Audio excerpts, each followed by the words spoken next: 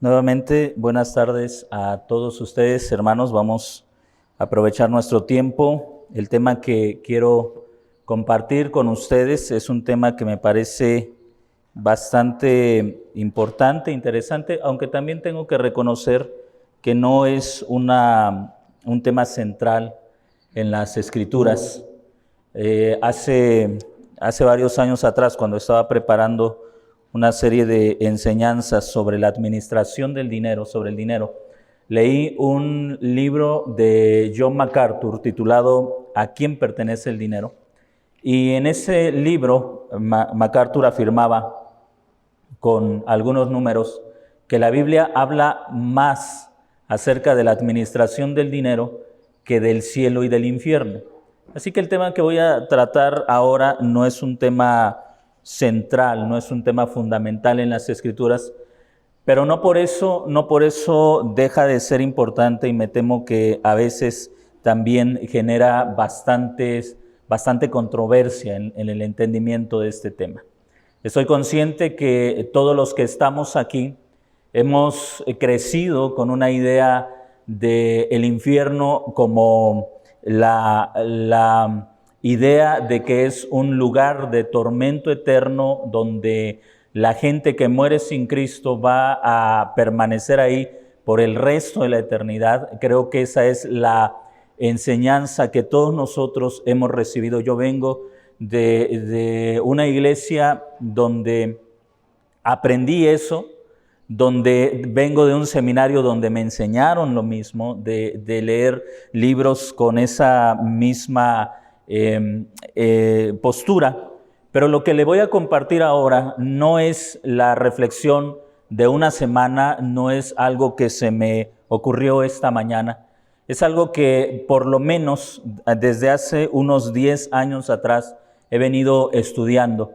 Y la primera vez que me enfrenté a una postura distinta a la tradicional, a la que yo creía, la primera advertencia que leía y que escuchaba era que eso era una doctrina que pertenecía o que caracterizaba a las sectas y a grupos no cristianos. Así que mi primera contacto con esa enseñanza fue de ten cuidado, porque eso es algo que va contra la enseñanza bíblica. Pero con el paso de los años, a partir de ese momento que estaba dando en un seminario la materia de escatología, y agradezco a Dios porque en ese momento en el que comencé a dar la materia de escatología, y que en ese momento la única escatología que conocía era la escatología premilenial dispensacional, me llevó a investigar sobre otras posturas que nunca en mi vida había escuchado, como la escatología amilenial, la escatología postmilenial y la escatología preterista. Escatologías que nunca antes había escuchado, y que daba por sentado que la única escatología que existía era la escatología premilenial dispensacional. Comencé a estudiar junto con la necesidad de conocer mejor las Escrituras. Así que junto con la escatología fui también profundizando en la exégesis y en el griego, y eso me ayudó a entender pasajes que yo daba por sentado, que la única interpretación correcta era la que había yo escuchado durante muchos años, y fue poco a poco cambiando mi forma de pensar. Así que lo que ahora voy a compartir con ustedes no es, les repito, una conclusión a la que acabo de llegar en esta semana, no es una conclusión a la que acabo de llegar en estos días. Ha sido la reflexión de años y de años de estudio, y sobre todo de la lucha con prejuicios que había en mí, en mi propia persona, de la lucha con la inseguridad de ¿es esto verdad?, de revisar la historia, de llegar a ver incluso que frases como las sectas tienen esta doctrina es incorrecta, o por lo menos es sesgada. ¿Por qué? Porque a lo largo de la historia pude ver cómo en la historia de la iglesia personas sostuvieron estos puntos de vista, cómo actualmente hay pastores, teólogos de buena reputación hombres conocidos que sostienen este punto de vista, pero que no vamos a dejar de escuchar de púlpitos tradicionales que son posturas de sectas y que nada tienen que ver con el cristianismo bíblico e histórico. Pero eso es ya de antemano tendencioso, porque cierra el plano de la discusión, cierra el plano a debatir o a por lo menos discutir otros puntos de vista que son bíblicos, que pueden ser sostenidos por las Escrituras y que tal vez tienen mucha mayor integridad exegética que la postura tradicional. Continuando con esta serie de sermones que nos han apartado un poco de la carta a los hebreos, pero creo que también nos van a ayudar a entender la carta a los hebreos. Comenzamos hablando acerca del Seol, no como un estado, sino como un lugar al que iban los creyentes, incluso los impíos en el Antiguo Testamento, y que Seol no tenía nada que ver con un destino eterno, sino que era el lugar mientras esperaba la resurrección para que los que murieron en Cristo fueran a su herencia eterna y los que murieron sin Cristo fueran también a la destrucción eterna. Y luego el domingo pasado hablábamos acerca de que la palabra infierno es una palabra teológica, pero no bíblica, es decir, no es una palabra que se origine en los idiomas de la Biblia. Y le decía el domingo pasado, no tendríamos ningún problema en usar la palabra infierno si esta no estuviera cargada más de tradición que de contenido bíblico, ¿sí? La palabra que encontramos en las Escrituras y que es mal traducida es Gehenna, y que tenía que ver con un lugar al sureste de Jerusalén, un lugar que fue símbolo de juicio, de destrucción, de muerte, un símbolo de destrucción nacional y no un símbolo de destrucción eterna. Por eso el tema con el que vamos a comenzar en esta tarde es el siguiente tema: castigo eterno. ¿Qué dice la Escritura? Como una pregunta, ¿castigo eterno? Y vamos a ver qué es lo que dice la Escritura sobre este tema. Lo primero que voy a hacer es considerar la postura tradicional, la que escuchamos en los púlpitos, la que escuchamos en los seminarios, la que leemos en los libros de teología, la que leemos en los libros cristianos, para posteriormente ir a lo que dice la Escritura y ver, valorar tanto en el contexto literal como en el contexto de las propias palabras, en el contexto lingüístico, el significado de las palabras, para que entonces usted y yo podamos llegar a una conclusión. Déjeme decirle algo. El tema no es central, pero afecta sobre todo el punto de vista de la justicia de Dios. Hace rato comenzaba leyendo el texto en el Salmo que dice: cantaré de tus misericordias y de tu justicia. Y espero que mientras avanzamos en este tema, usted pueda tener una percepción correcta de la justicia de Dios y pueda entender quién es Dios, que castiga el pecado con severidad, pero que también da vida eterna a quienes no lo merecen, pero que entendamos a la luz de las Escrituras qué significa esto de la severidad de Dios en cuanto al pecador. Así que vamos con la primera definición del infierno y vamos a ver lo que la tradición cristiana. Comienzo con una definición que es del doctor Wayne Grudem, en un libro de doctrina cristiana. Recuerde que la vez pasada citaba su teología sistemática. Aquí estoy citando un libro mucho menos extenso, el de doctrina cristiana. Y voy a pedirle por favor que usted ponga atención a los textos que el doctor Grudem cita y que finalmente son parte de la tradición de cómo hemos aprendido a imaginarnos o a entender lo que en la tradición cristiana es el infierno. Y dice Wayne Grudem, no sé si usted alcance a ver, de todos modos le voy a leer, espero que alcance a ver: las descripciones que la Biblia da del infierno son un poco difíciles de entender. Aquí creo que el doctor Grudem acepta una realidad. Las descripciones que la Biblia da del infierno son un poco difíciles de entender. Sin embargo, a simple vista nos pueden perturbar. Jesús habla del infierno como el fuego eterno preparado para el diablo y sus ángeles, Mateo 25:41. Y dice que los que lo rechazan irán allá, en un lugar donde su gusano no muere y el fuego no se apaga, Marcos 9:48. es un lugar de tormento eterno. Lucas 16, 28.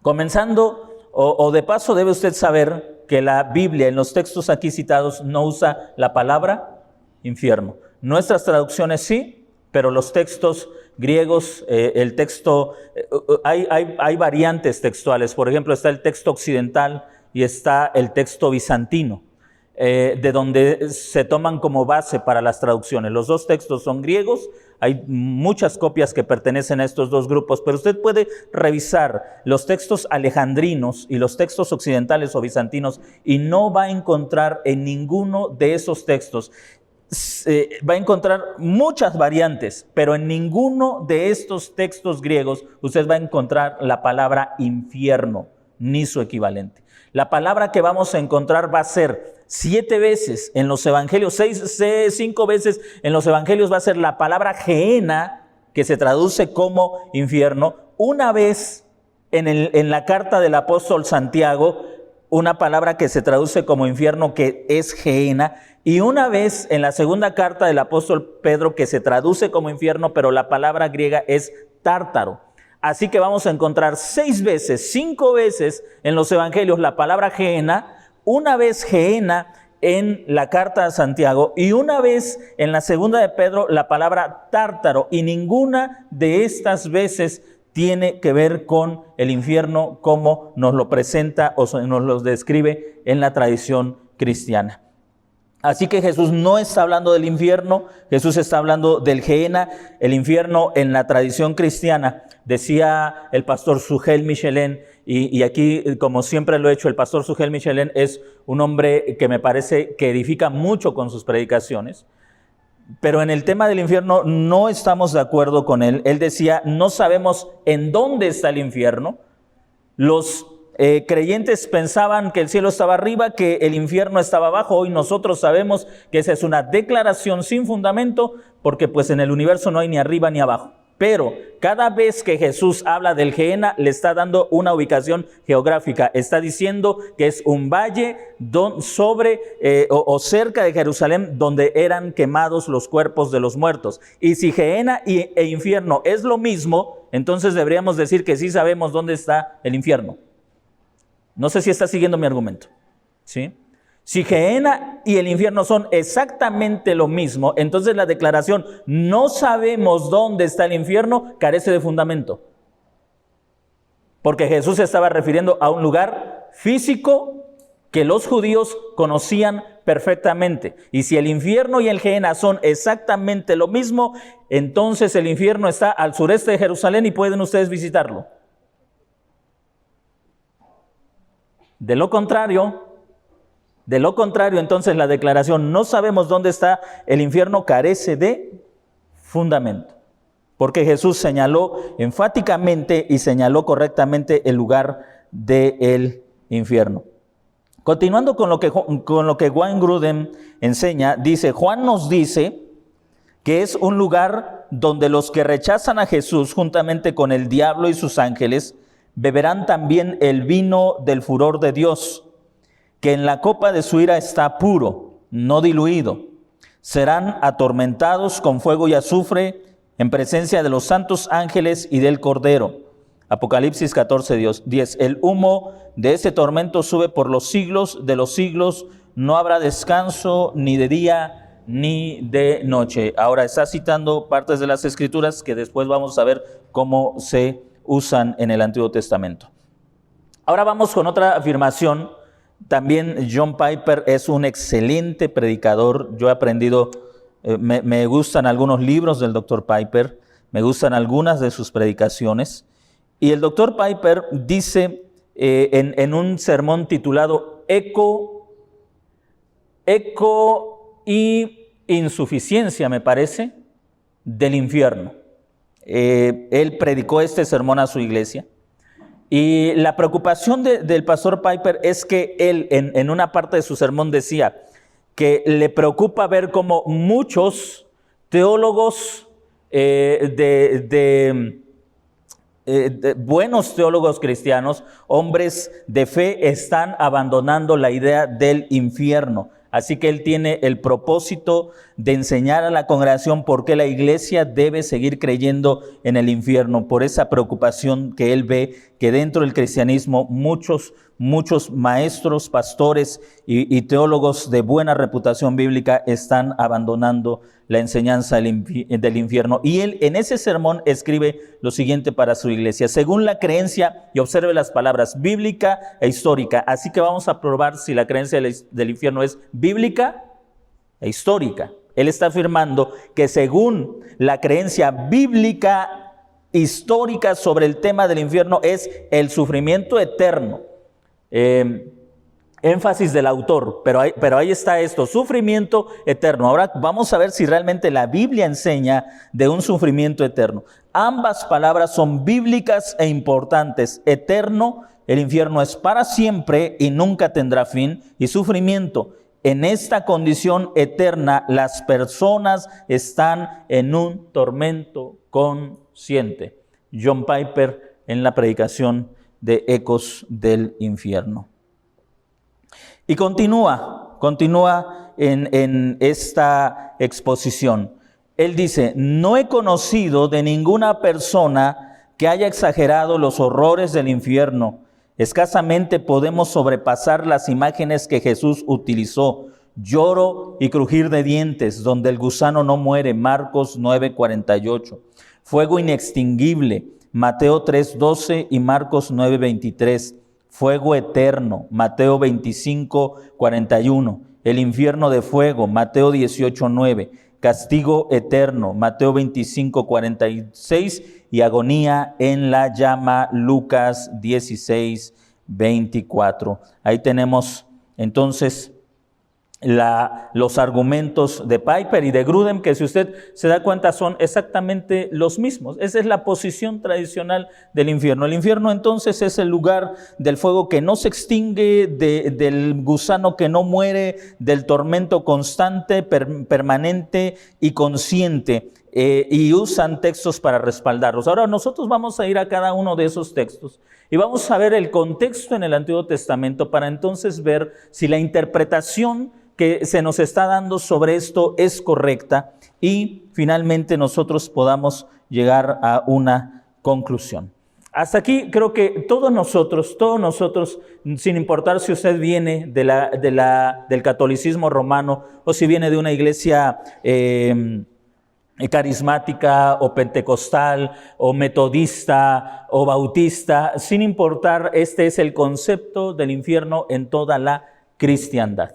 Pero también tengo que decirle que no ha sido, aunque es el sentido popular o la creencia popular del infierno, tengo que decirles que no ha sido la única creencia y que a lo largo de la historia usted puede echarle un repaso a la historia de la iglesia en todos los siglos y se va a encontrar que en la historia de la iglesia hubo hombres que no creían en un castigo eterno y que son considerados padres de la iglesia o que son considerados como pilares o como maestros de la iglesia histórica por su fundamento bíblico. Así que esto no se trata de secta. Esto es cierto, hay sectas como los Testigos de Jehová que pueden compartir nuestra posición, pero hay una diferencia entre los Testigos de Jehová y las iglesias cristianas. Los Testigos de Jehová no creen en Jesucristo, en su divinidad, y creen en su humanidad, pero no en su divinidad. Así que aunque tengamos una enseñanza similar con ellos, no tenemos nada que ver con ellos, porque nosotros los cristianos creemos que Jesús es Dios en la carne, Dios en la carne. Creemos que Él es verdadero Dios del Dios verdadero, que se hizo hombre y habitó entre nosotros como hombre para redimirnos del pecado y de la muerte a la que estábamos destinados. Así que no nos confundamos con esto. Los adventistas sostienen una posición similar, pero los adventistas tienen una mala cristología. Ellos han anunciado tantas veces la venida de Jesús que han implicado que Jesús simplemente no sabe en qué día va a venir, porque tantas profecías de que Él viene fallidas nos dicen que están creyendo en un Jesús que realmente no sabe nada acerca de ese tema. Eso lo expliqué algunas cosas de eso con detalle en la clase de ayer, y también lo he explicado en otras ocasiones aquí en la iglesia, pero quiero que vayamos a revisar los textos que hemos visto. La segunda parte es textos en su contexto, y vamos a hacer un repaso por algunos textos del Antiguo Testamento. Espero que usted haya grabado en su mente algunas de las frases con las que se nos describe al infierno. Por ejemplo, fuego eterno, condenación o sufrimiento eterno, gusano que nunca muere. Y vamos a buscar si hay en el Antiguo Testamento un trasfondo para estas declaraciones y cómo fueron también usadas por el Señor Jesús en ese contexto. Tenemos una cita, Isaías capítulo 33, versículo 10 y 11. Isaías capítulo 33, versículo 10 y 11. Si usted tiene la Biblia en sus manos, vaya allá, le voy a leer el texto. Esto está hablando de un juicio en contra de los asirios. Ahora me levantaré, dice el Señor. Ahora seré exaltado. Ahora seré exaltado. Has concebido paja, darás a luz rastrojo. Mi aliento los consumirá como fuego, y los pueblos serán reducidos a cal como espinas, cortadas que se queman en el fuego. Observe entonces el texto. Los pueblos serán reducidos a cal como espinas, cortadas que se queman en el fuego. En este mismo verso, el Señor habla de su fuego. Dice en ese verso: has concebido paja, darás a luz rastrojo. Mi aliento los consumirá como fuego, y los pueblos serán reducidos a cal como espinas. Cuando Dios hablaba, en este caso que está hablando en contra de Asiria, cuando Dios hablaba en contra de una nación, la amenaza constante era a destruirlos con fuego. En este caso se nos habla de un fuego que consume, un fuego que hace cenizas todo lo que toca. Y aquí nos encontramos con una declaración del propósito del fuego. El fuego tiene el propósito de consumir o de acabar con todo aquello que toca. ¿Recuerdan ustedes en el libro del profeta Daniel cuando los 3 varones fueron echados al horno de fuego? La única razón por la que ellos no se consumieron es porque alguien divino estaba en medio de ellos. Pero cuando ellos fueron tomados para ser lanzados a ese horno de fuego, el texto nos dice que aquellos soldados que fueron usados para lanzar a estos cayeron inmediatamente muertos. Ahora, usted piense en esto. Si la doctrina tradicional nos dice que el impío ha de ser lanzado con todo y su cuerpo al infierno para que no se consuma, Dios tiene que estar con ellos.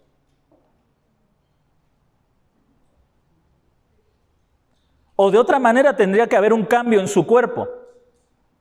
Porque la doctrina tradicional dice que los impíos se van a levantar con el cuerpo con el que murieron. Con ese mismo cuerpo con el que murieron se van a levantar. Y van a ser lanzados al fuego eterno. El texto nos dice que cuando estos hombres llevaban a los 3 hombres justos para lanzarlos al horno que de Nabucodonosor, apenas salió la llama, apenas se estaban acercando y el fuego los consumió, los devoró a ellos, acabó con sus vidas. ¿Cómo una persona que es lanzada en ese lago de fuego puede caer incluso en el seno del fuego, en ese mar de fuego, y no ser consumido, sino ser atormentado por toda una eternidad? 2 cosas: o Dios va a estar ahí para que no se consuman, o 3 cosas: o les tiene que cambiar un cuerpo que sea diferente al que vivieron, pero eso ya no sería justo.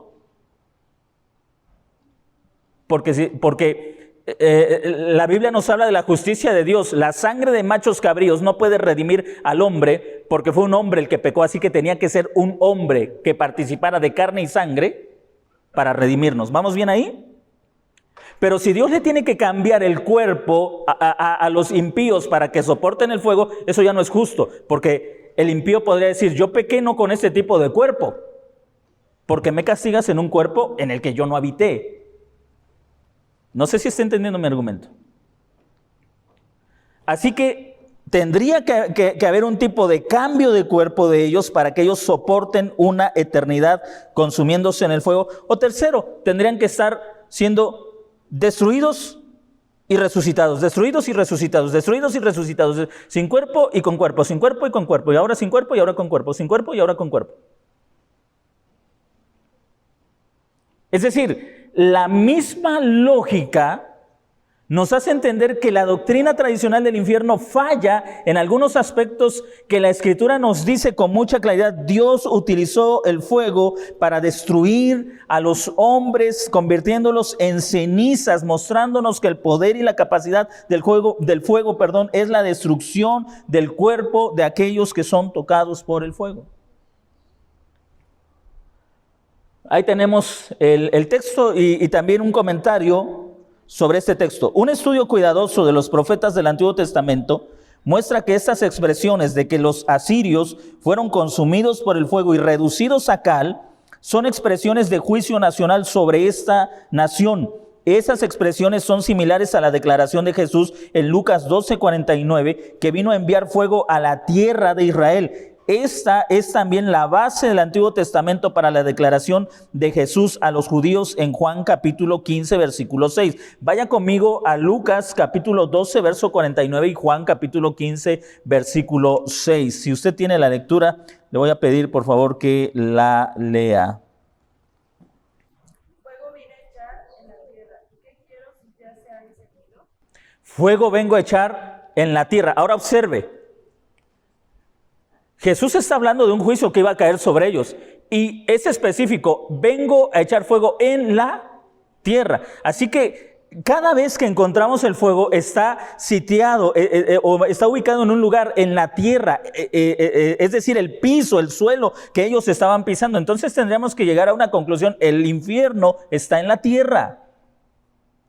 Si Gehenna e infierno es lo mismo, entonces necesariamente nos vemos obligados a decir el infierno está en la tierra. Pero usted y yo sabemos que eso no es cierto. No es cierto. Los sufrimientos que usted viva no son el infierno. Los sufrimientos que usted viva simplemente son la expresión de vivir en este mundo que fue diseñado para ser un mundo con luchas, para que usted pudiera depender de la gracia de Dios. Vamos a Juan 15:6.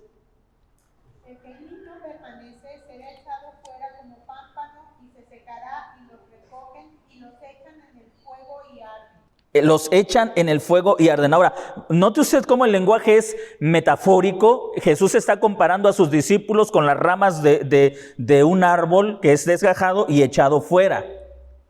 Nuevamente, no está hablando ni de un infierno ni de una ubicación de un infierno, sino de que aquellos que no creyeron en Él serían destruidos o simplemente no servirían para sus propósitos de la extensión del Evangelio. Espero que conforme vayamos avanzando se le vayan aclarando esas dudas. Vamos a la siguiente diapositiva. En Deuteronomio 32:22, Moisés dijo lo mismo sobre el castigo que Dios traería sobre Israel por su idolatría. Y aquí usted tiene el texto y puede escribirlo y revisarlo nuevamente en su Biblia para que vea que no cambiamos el texto. Dice Deuteronomio 32:22, por un fuego se enciende mi ira y arde hasta lo más bajo del Seol, consume la tierra con sus frutos y prende fuego los cimientos de los montes. Este lenguaje describía juicio que provocó la desaparición de una nación. No está hablando de los voy a matar y luego los voy a hacer que ardan en la eternidad en el infierno, sino está diciendo voy a traer fuego sobre ustedes que están vivos y se han apartado de mí para destruirlos con ese fuego. Espero que recuerde, aquí el contexto es muy, muy importante. Pastor, pienso ahí por ese texto, si fuera el infierno que estuviera debajo de la tierra, ahí habla de ese fuego en los montes. Así es. En la tierra con sus frutos. Exactamente. O sea que está A ras del suelo. Así es. Habla del Seol. La ira de Dios es tan grande que dice que al derramarla sobre ellos, ese fuego no tendría límites. En esa forma poética de hablar, va a bajar. Mi ira es tan grande que no se va a detener en la tierra, va a bajar a sus profundidades y va a quemar todo lo que está abajo y lo que está encima de la tierra. Pero está hablando sin duda alguna que ellos, los que estaban vivos, iban a ser destruidos por ese fuego. ¿Sí? ¿Algún comentario? ¿Alguna pregunta? Vamos a Lucas, vamos al siguiente punto. En Lucas el Señor habla del gusano que no muere y vamos a ver el contexto de esta expresión del Señor Jesucristo. Alguien busque Marcos 9:48 y vamos a ir a Isaías 66:24. Y saldrán y verán los cadáveres de los hombres que se rebelaron contra mí, porque su gusano nunca morirá, ni su fuego se apagará, y serán abominables a todo hombre. Muy bien. Ahora vamos a compararlo con Marcos 9:48, me parece. Porque su gusano no muere y el fuego no se extingue. Ahora, Jesús está hablando, si usted nota, está usando las mismas palabras del profeta Isaías que estaban en un contexto de juicio y no de condenación o de sufrimiento eterno. Ahora, note usted lo que dice el texto de Isaías 66:24. Y saldrán y verán. ¿Puedes repetir el texto, por favor? Y saldrán y verán los cadáveres de los hombres que se rebelaron contra mí, porque su gusano nunca morirá, ni su fuego se apagará, y serán abominables a todo hombre. Y saldrán y verán. ¿Qué es lo que verán? Los cadáveres. ¿Se encuentra usted ahí? Y saldrán y verán las almas atormentadas. No, saldrán y verán los cadáveres. Y su gusano que nunca muere. Ahora, estaba viendo una predicación, una exposición de Sugel Michelén sobre el infierno. Tiene 3 predicaciones sobre el infierno. Y citando el Marcos 9:48, dice: algunos teólogos dicen que el gusano que nunca muere es la conciencia que atormentará por los siglos de los siglos a los impíos que están en el infierno. La conciencia. Pero eso me parece una alegorización de algo que no tiene la intención. El punto de comparación es que aquellos que se rebelaron contra Dios morirían y habría tal cantidad de gente muerta que el gusano que los consume no iba a morir por tanta gente descomponiéndose. Ahora, quienes sostienen la postura literal del infierno terminan siendo literalistas. O sea que tendríamos que pensar que no solamente el hombre es eterno, los gusanos son eternos.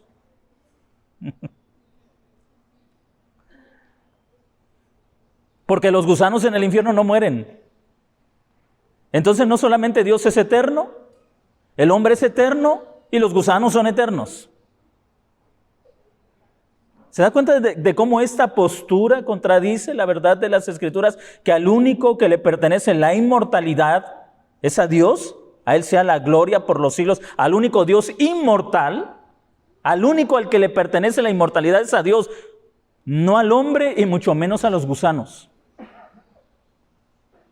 Estamos entonces tratando con pasajes que son alegóricos, pero sin darse cuenta, estos hermanos bien intencionados metafóricos, llevan los textos a una espiritualización, a una alegorización de pasajes que no tienen la intención de describirte, de gusanos que han vivido millones y millones de años y todavía les quedan millones y millones de años de vida. Así que uno podría decir, prefiero ser un gusano en el infierno.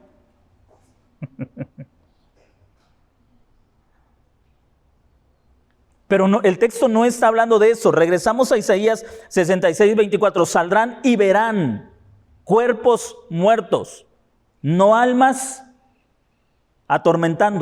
siendo atormentadas, sino cuerpos muertos. Eso significa que los que quedaran de la guerra, de la invasión babilónica, iban a ver la mortandad. Cuando pasara toda la ruina, iban a ver las tierras llenas de cuerpos muertos, de personas. Algunos de ellos fueron padres, madres, esposas, hijos, abuelos, ahí tirados en el campo ya, inflándose sus cuerpos, pudriéndose por el sol del oriente, del cercano oriente, por todo ese proceso de descomposición, reventados, ya con gusanos, oliendo mal. Y todo eso, hermanos, cuando el profeta está hablando eso, tiene una intención de marcar el impacto del juicio de Dios sobre gente que estaba viva. Sobre gente que estaba viva.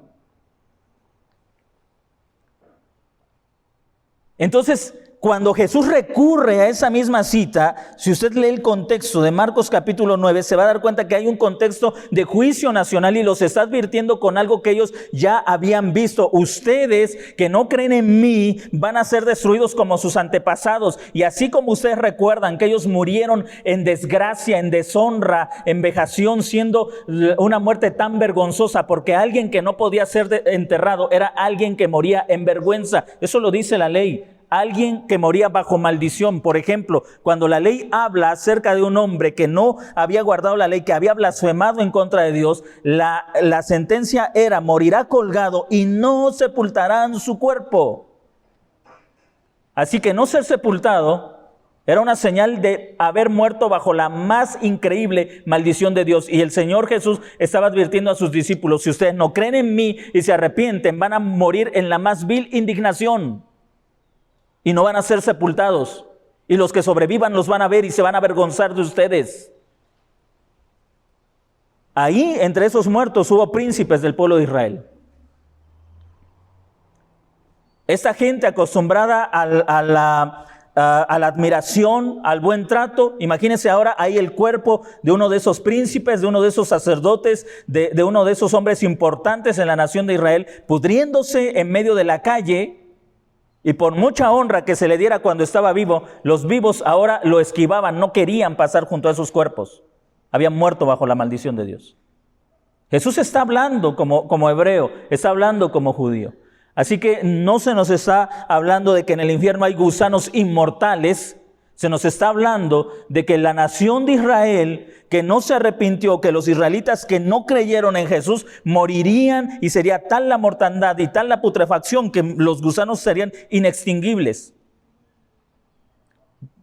Por ejemplo, cuando se está descomponiendo algo y usted quiere acabar con los moscos, con los gusanos que están ahí, si la putrefacción es mucha, por más que usted eche un insecticida, usted va a decir: ya eché insecticida, ya quise matarlos, y siguen saliendo, porque hay mucha putrefacción. Ese es el lenguaje. No está hablando de gusanos inmortales. Está hablando de ser tanta la muerte que no dejarían de salir ahí hasta que consumieran a todos sus enemigos. Vamos al siguiente punto. ¿Alguien tiene algo más? Mire, siguiendo sobre el gusano que no muere. Este pasaje, escribe un comentarista, no contiene nada sobre el sufrimiento consciente y mucho menos sobre la continuidad hasta el fin de los tiempos. Sin embargo, ese es el mismo tipo de lenguaje que vimos en Mateo 9, 47 y 48, haciendo referencia a Isaías. El pasaje donde Jesús describió el Gehenna como fuego inextinguible, allí Jesús dijo: bueno te es entrar en el reino de Dios con un ojo en lugar de tener dos ojos y ser echado al infierno. Recuerde que la palabra infierno no aparece ahí, el ser echado al Gehenna. Ahora, alguien decía con mucha razón: si los literalistas que apoyan la idea del infierno tienen razón, eso significa que cuando lleguemos al cielo nos vamos a encontrar algunos tuertos y otros mancos. ¿Por qué? Porque Jesús dijo: bueno te es entrar al reino de los cielos sin un ojo, sin una mano, que ir completo al Gehenna. ¿Nota usted hasta dónde, si realmente la doctrina del infierno es coherente, se mete en serios problemas? ¿Entonces el cuerpo glorificado? ¿O entramos al cielo tuertos y mancos y ya después de ahí nos cambia el cuerpo? Lo que intento que usted vea es las contradicciones que a veces se pueden presentar y que, le repito, no es un punto fundamental en nuestra doctrina, pero aquí tenemos que ser claros. Estamos hablando de la justicia de Dios. Cuando yo estaba reflexionando en este tema, recordaba muchos pasajes de la ley donde el Señor hablaba de la justicia. Por ejemplo, Él le puso límite a la venganza sin límite. Él dijo: si alguien en una discusión, en un pleito, llegara a golpear a su adversario y le lastimara un ojo, privándolo de él, a él le harán lo mismo. O si le tiraran el diente, le harán lo mismo. O si le dañaran ojo por ojo, diente por diente, vida por vida. Dios es justo. ¿Cómo después de presentar su carácter justo y de exigir esa justicia a su pueblo, de repente dice, bueno, sí, tú hiciste esto en 20 años de vida, pero ahora yo te voy a castigar una eternidad sin fin? ¿Y la justicia de Dios?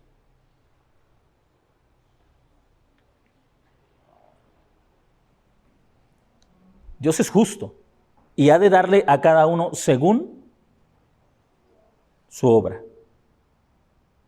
Según su obra. Fuego insaciable. Todo este lenguaje que nosotros encontramos en el Nuevo Testamento, lo encontramos en el Antiguo Testamento porque es una continuidad de la enseñanza de los apóstoles en la boca de Jesús o en la boca de los apóstoles y otras personas más.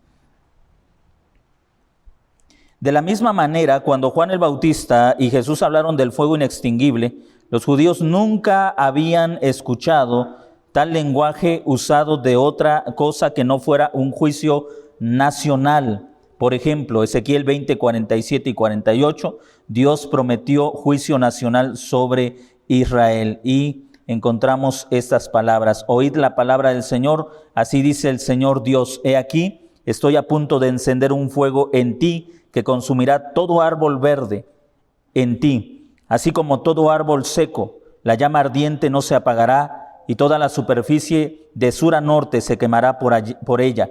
Y verá toda carne que yo, el Señor, lo encendí, no se apagará. En Amós capítulo 5, versículos 5 y 6, tenemos el mismo lenguaje usado por el juicio nacional sobre Israel nuevamente.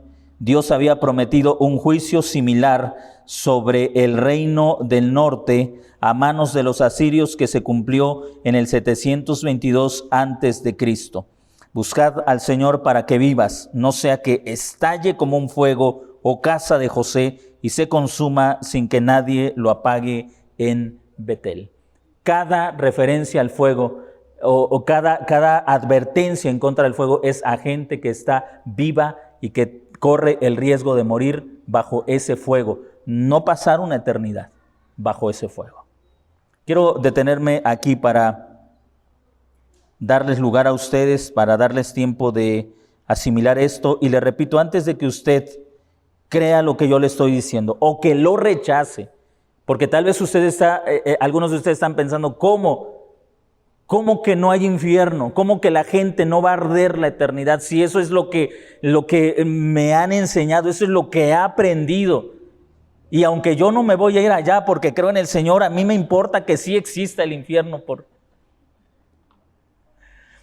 Tal vez usted está luchando con esto, pero lo que intento mostrarles es la simplicidad, o no la simplicidad, sino la claridad de las Escrituras.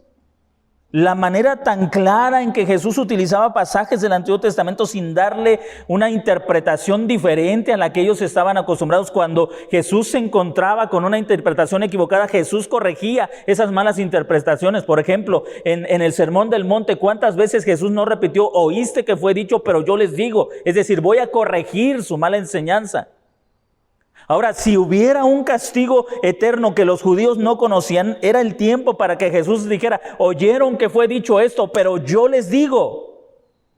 Y corregir esa enseñanza y decirles, ¿ustedes creen que el único riesgo que tienen es morir bajo el juicio de una nación que Dios va a traer contra ustedes y destruirlos con fuego? Pero yo les digo que aparte de eso, arderán en la eternidad en un fuego que nunca se va a apagar y estarán conscientes. Pudo haberlo hecho. La pregunta es, ¿por qué no lo hizo? ¿Por qué no lo hizo? ¿Por qué cuando Dios le dice a Adán, de verdad te digo que el día que comáis de ese árbol ciertamente morirás y arderás toda la eternidad en el infierno? ¿Por qué no se lo dijo? Si Adán era inmortal, como suponen, porque para que sostengas la eternidad del infierno tienes que sostener la inmortalidad del alma, y la inmortalidad del alma es una doctrina o una filosofía griega no cristiana.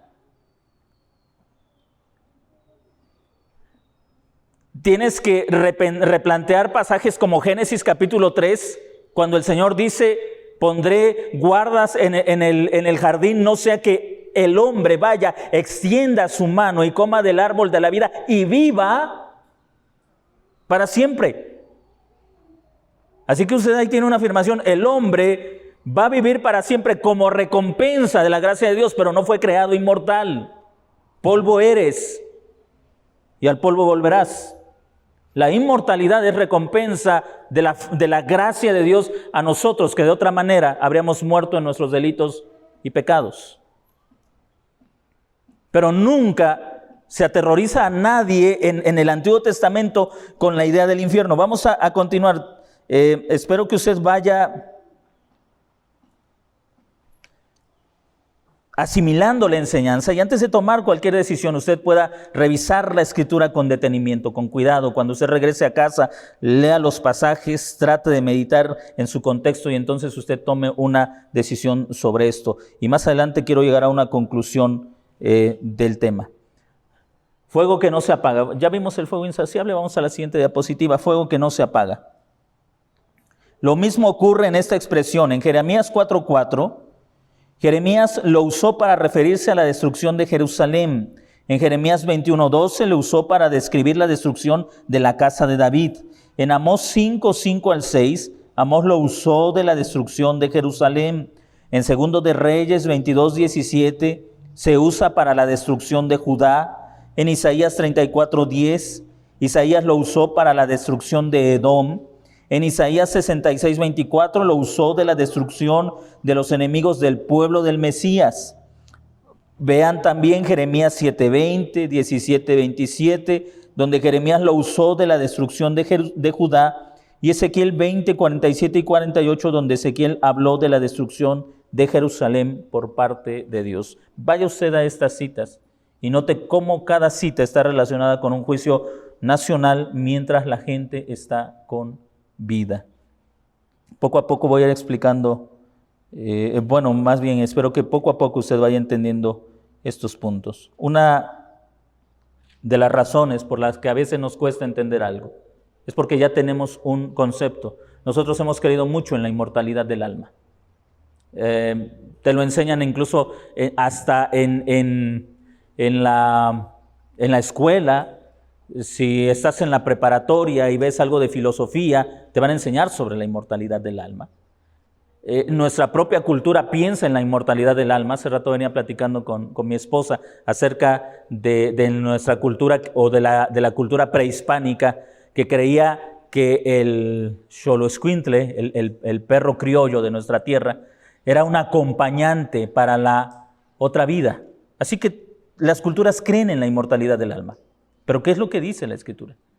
¿Qué es lo que la Biblia dice sobre eso? ¿El hombre es inmortal realmente?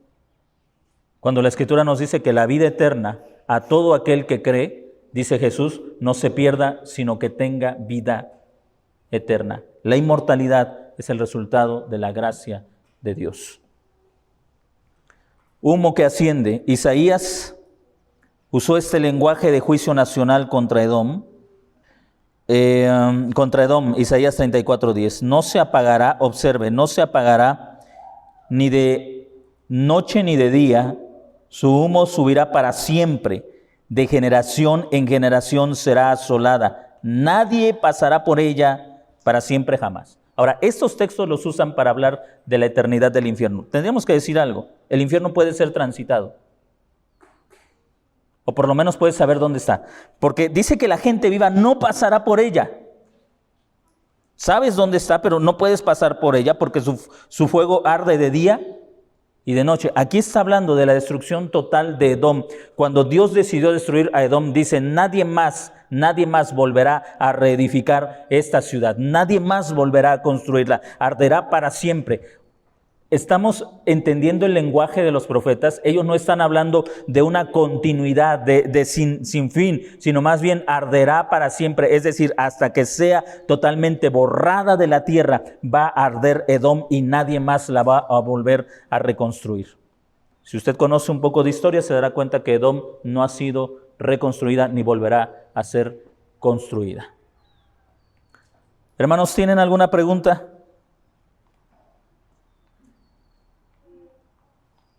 Sí, hermana.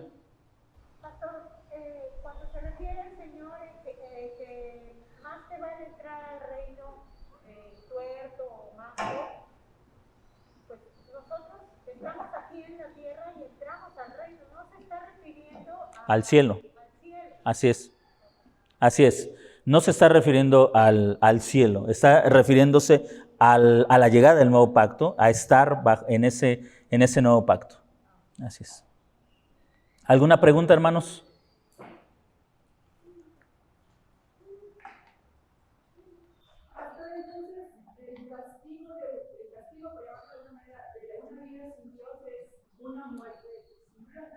Sí. Así es. Sí, al final voy a ver algunos pasajes que son conclusivos para esto, porque aquí hay algo que por el trasfondo que la mayoría de nosotros tenemos, también pensamos que no sea justo que todo termine en esta vida. Pero si logramos entender que el hombre fue creado para la eternidad con Dios, entonces el no alcanzar ese propósito es realmente una sentencia bastante dolorosa. Por ejemplo, a cualquier persona que se le diga, ya no te queda tiempo, te vas a morir en una semana o en un día o en 2 días, inmediatamente sentimos el dolor de esa expresión, no me quiero morir. ¿Por qué? Porque todos anhelamos la vida, pero la vida está en Jesucristo, no solamente en esta vida física. Entonces el hombre realmente le teme a la muerte, porque la muerte es la sentencia de Dios de no alcanzar el propósito para el cual el hombre fue creado. El hombre fue creado para Dios, para estar con Él, para habitar con Él. Si no se alcanza ese propósito, es realmente trágico y lamentable. Pero lo vas a entender o lo vamos a entender cuando nuestra mente se sature del pensamiento hebreo, ¿sí? Mientras todavía tengamos esa influencia griega, pues vamos a tener ese sentido de no, si mueres sin Cristo vas a pasar una eternidad en tormentos indecibles, increíbles. Pero en realidad la tragedia del hombre es que siendo creado para Dios, muera sin alcanzar esa meta para la cual ha sido creado. Entonces, al final creo que estamos luchando también con presuposiciones que nos va a costar entender a menos que las analicemos a la luz de la palabra de Dios. Voy a saltarme 2 puntos. Arrojados al fuego, déjalo ahí un momentito. Bueno, voy a leer nada más esto. No voy a comentar, voy a leer en Ezequiel 5, 4 al 5. Este lenguaje describe a Israel siendo arrojado al fuego en su destrucción por Babilonia. Y toma de nuevo algunos de ellos, dice el texto, y échalos al fuego y quémalos en el fuego. De él se extenderá fuego a toda la casa de Israel, así dice el Señor Dios. Esta es Jerusalén, la he puesto en el centro de las naciones, rodeada de tierras. Por lo tanto, esta expresión se usa de manera consistente para referirse a la destrucción de la nación de Israel. Luego el siguiente punto, derretir, es que me quiero concentrar en el último, que es uno de los puntos que más se tocan para respaldar la idea de un castigo eterno. En Marcos 1, 2 al 7, Dios dijo que derretiría a Israel y Judá. En Salmo 75, 3, el salmista usó este lenguaje de la destrucción de los enemigos de Dios en el Antiguo Testamento. Pedro también pudo haber usado este lenguaje de la destrucción de Jerusalén en 2 de Pedro 3, 10 al 12. Como todas las otras expresiones, derretir retrata la destrucción nacional. Y quiero llegar aquí. Llanto y crujir de dientes. Ese es uno de los pasajes que más se cita para hablar del infierno. ¿Cómo es el infierno? Un lugar de lloro y de crujir de dientes. ¿Hay un antecedente en el Antiguo Testamento? Sí hay antecedentes en el Antiguo Testamento. Dice nuestra imagen, con tanta frecuencia se piensa que estas palabras se aplican a personas que sufren un tormento consciente e interminable en el infierno, que sorprenderá a muchos descubrir que el Antiguo Testamento usaba este lenguaje exclusivamente para los juicios nacionales. Y tenemos ahí una cita, Isaías 22:12, perdón.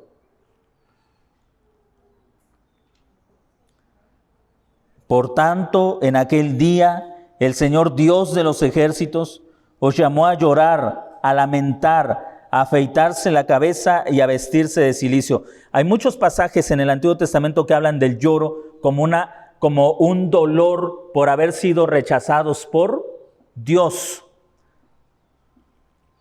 Sobre el rechinar de dientes, en particular, un adversario a punto de matar a su víctima hizo esto en Job capítulo 16, versículo 9.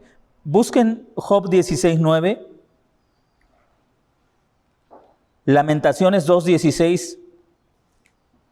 Job 16, 9. Lamentaciones capítulo 2, versículo 16. Hermanos, ¿tienen alguna pregunta?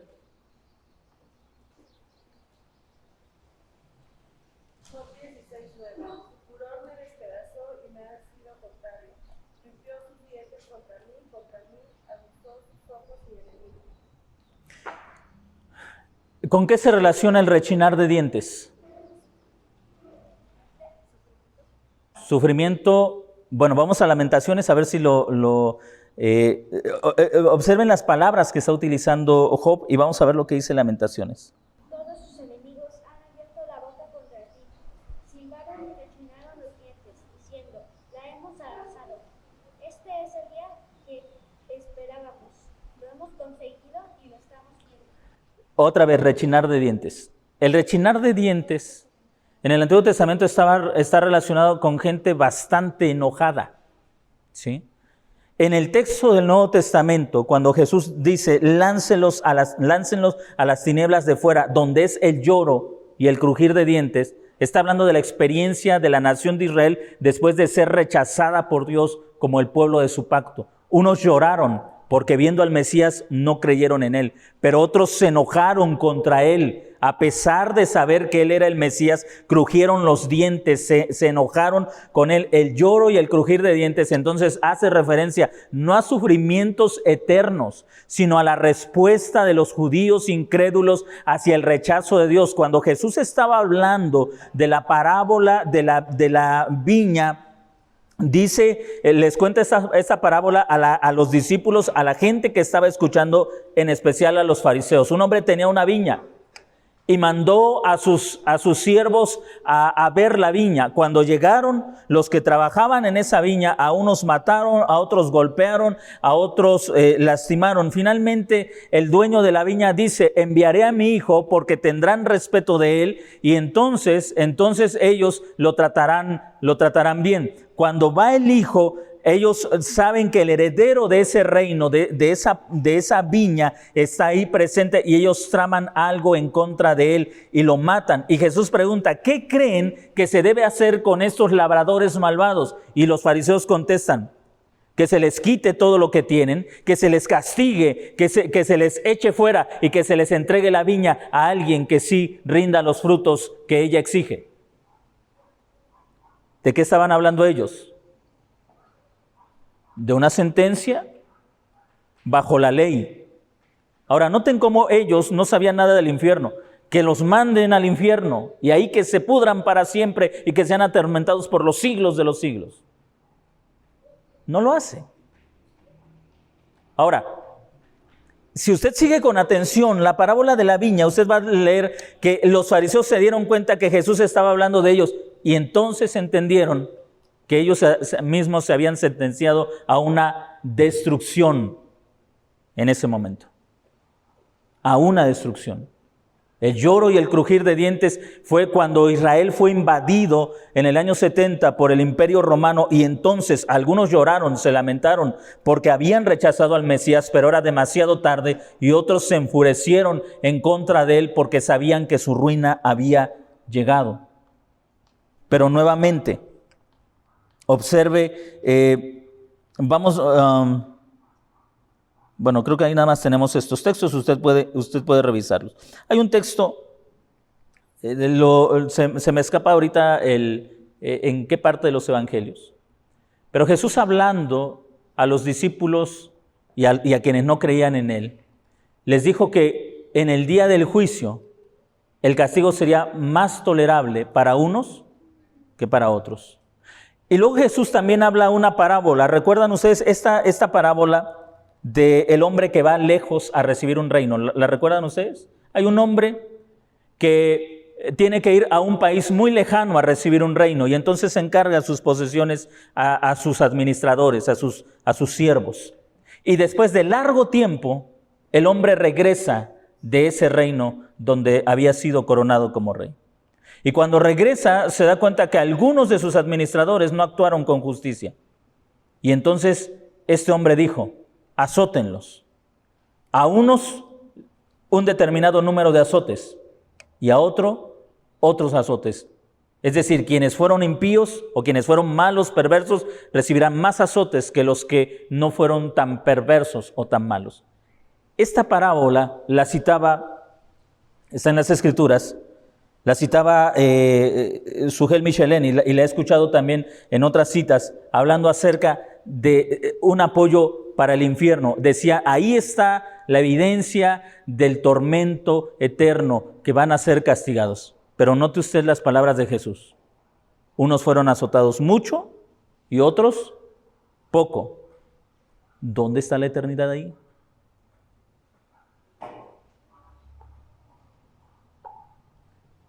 ¿Sí está entendiendo? Mucho y poco es lenguaje de tiempo y eso es relativo. ¿No es cierto? Supongamos que usted queda de verse con una persona, con dos personas.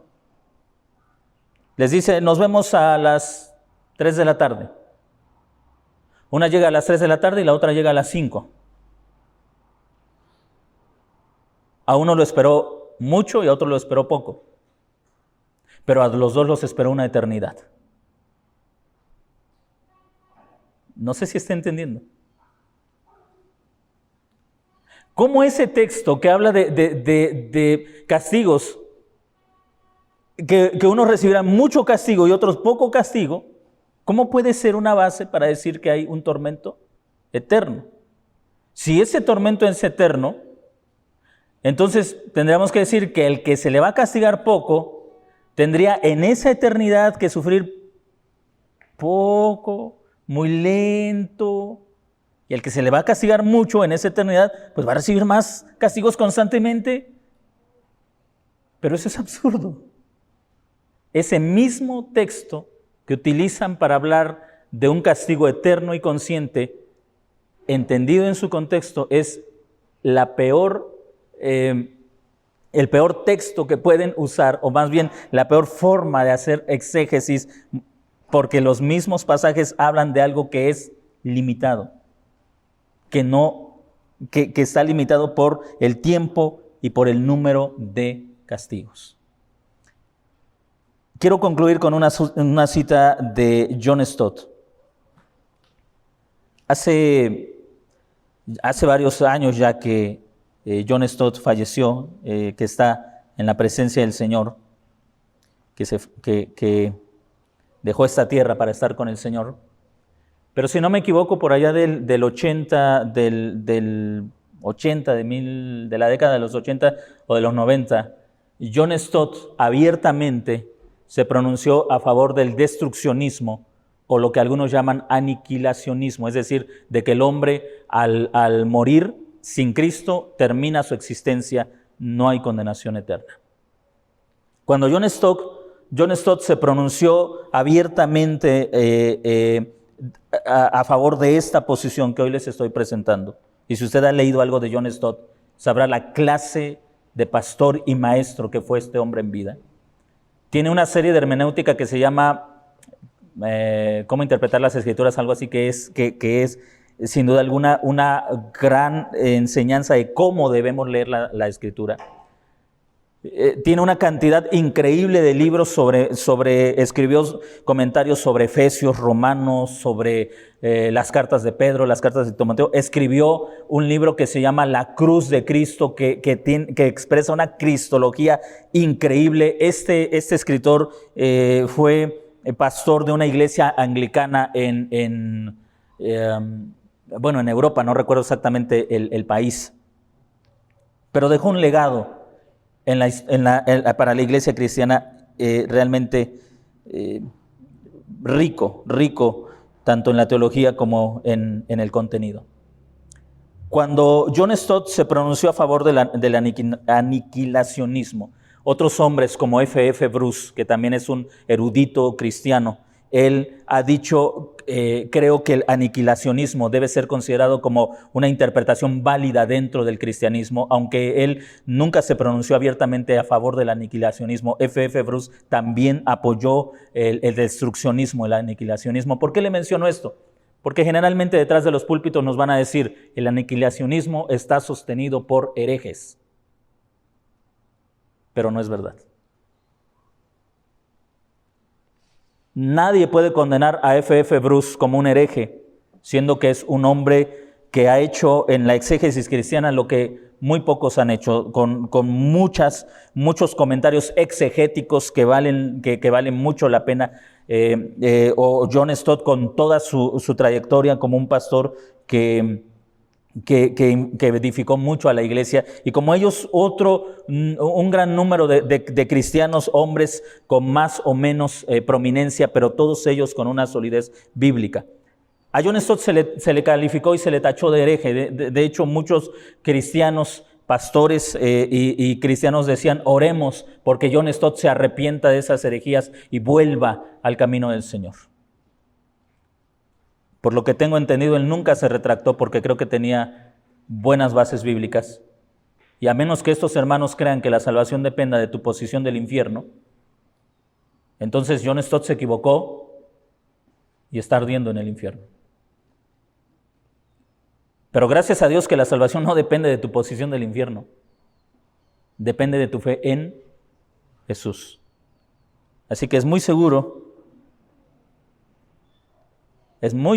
porque Él está en Cristo, que usted y yo lo vamos a conocer ahí, y junto con Él nos vamos a alegrar de haber conocido esta verdad. Mire las palabras de John Stott.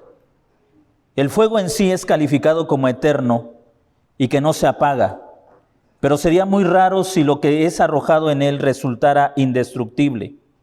Nuestra expectativa sería precisamente lo opuesto, que sería consumido para siempre, no atormentado para siempre.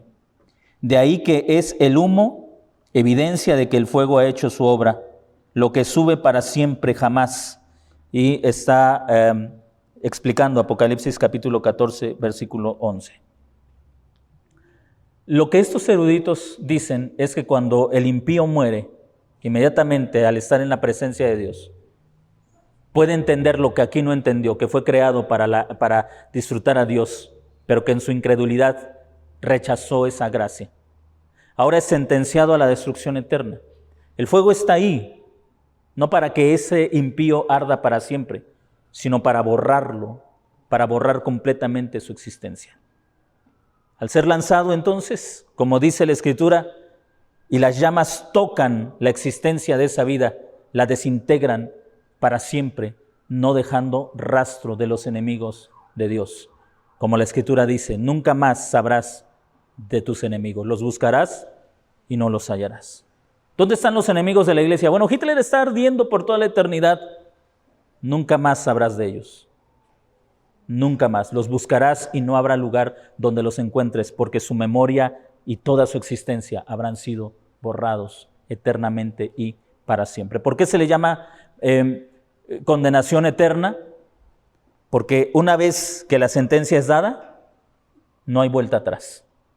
Alguien ponía este ejemplo. Nosotros tenemos una salvación que es eterna. Así lo califica la carta a los Hebreos. Él ha logrado redención eterna para los que creen en Él. ¿Qué significa? ¿Que toda la eternidad Él va a estar salvándonos? No, que esa redención no tiene vuelta atrás. Una vez que el Cristo de toda la gloria dice, te justifico por mi sacrificio en la cruz, en ese momento toda culpa y toda condenación se quita de tu vida. Este veredicto es completo, total, absoluto, es eterno, no hay revocación. Lo mismo la sentencia. Una vez que el gran juez de toda la tierra dice, te sentencio a la muerte eterna, no hay vuelta atrás. Serás destruido sin ninguna esperanza a habitar en su presencia. Nunca jamás se volverá a saber de ti. Si usted quiere saber lo que significa ser rechazado por Dios, muera sin Cristo y lo sabrá. sin duda alguna que será una terrible experiencia.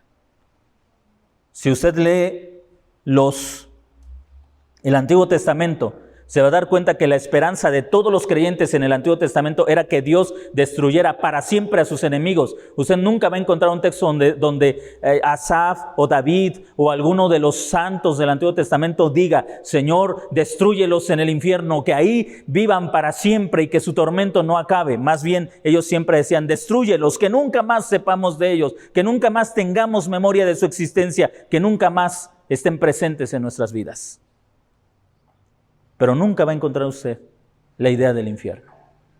Dios es justo y sabe dar a cada uno según la obra de sus manos. Él no dará más recompensa de la que Él, obviamente, por la gracia del Señor, nos ha llamado a tener, pero tampoco dará más castigo al hombre del que realmente merece. Hermanos, espero que este tema haya abierto su apetito por la Escritura y espero que usted tenga la paciencia para ir a las Escrituras y revisar la Escritura. Mire, como le decía el domingo pasado, y con esto quiero finalizar, si usted lee el Antiguo Testamento, por ejemplo, si usted lee a Asaf en el Salmo 75, 73, versículo 25, ¿a quién tengo yo en los cielos? Y fuera de ti nada deseo en la tierra. ¿A quién tengo yo en los cielos? Y fuera de ti nada deseo en la tierra. Ahora mire lo que dice el Salmo número 16.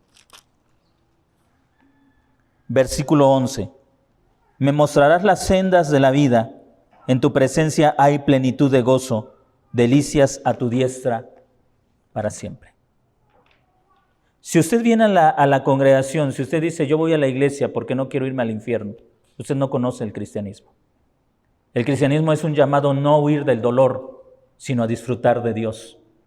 De hecho, el Catecismo de Heidelberg, en la pregunta 1, dice en la respuesta que nosotros, tanto en la vida como en la muerte, le pertenecemos a Dios. Y en una de sus partes dice que hemos sido llamados a disfrutar de Él para siempre. El verdadero cristiano no es la persona que anda huyendo del infierno. El verdadero cristiano es el hombre, la mujer, el joven que está persiguiendo la gloria de Dios, que encuentra su deleite en Dios, que quiere disfrutar de Dios, no que está huyendo del tormento. Ninguno de los santos del Antiguo Testamento dijo: yo quiero buscarte porque no quiero morir y ser atormentado toda una eternidad. Todos ellos dijeron: anhelo tu presencia, deseo estar delante de ti, porque en tu presencia hay plenitud de gozo, delicias a tu diestra para siempre. Así que el llamado al cristianismo es un llamado a disfrutar de Dios. Si usted le dice a una persona, si usted le dice a sus hijos: ve a la iglesia, porque si no vas a la iglesia te vas a ir al infierno, usted está inculcando un falso evangelio. Usted debe llamar a sus hijos a disfrutar de Dios, de su amor, de su gracia, de su poder, de su incalculable e incomparable belleza y santidad.